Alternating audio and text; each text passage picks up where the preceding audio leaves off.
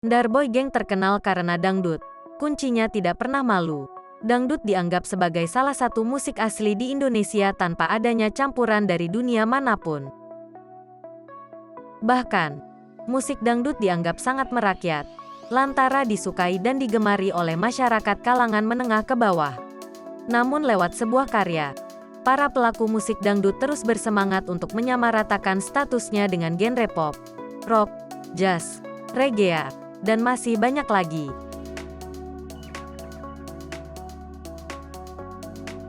Satu di antara pelaku musik dangdut adalah Helarius Daru Indrajaya lewat nama panggungnya Darboy Geng. Darboy Geng pun kerap melestarikan musik-musik dangdut selama ini.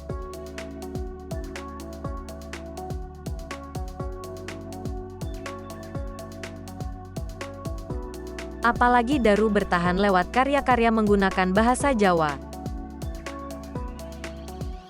Daru berbagi cerita perjuangannya selama ini menaikkan musik dangdut bersama Darboy Geng. Ia mengaku tak sulit karena dangdut sudah memiliki pendengarnya sendiri. Dulu kan dangdut ada di nikahan dan sebagainya. Memang dangdut enggak ada matinya. Dari dulu segmen dangdut sudah ada, kata Daru Darboy Geng ketika ditemui di kawasan Senopati, Kebayoran Baru, Jakarta Selatan, belum lama ini.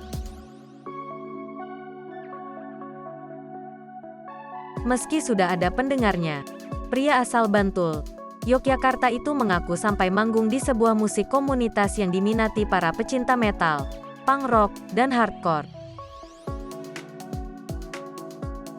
Dulu aku sampai kolektif ini musisi indie manggung di acara musik underground. Kami tidak malu. Jalanin aja demi mengangkat nama kita dan musik dangdut, ucapnya. Dengan perjuangannya sampai membuat dirinya terkenal dan dangdut jadi genre musik yang diminati semua kalangan, Daru mengaku tak ada formulanya.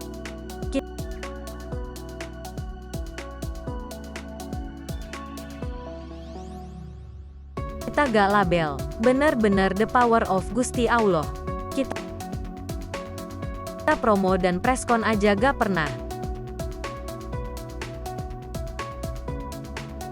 Ya memang penikmatnya sudah ada, jelasnya.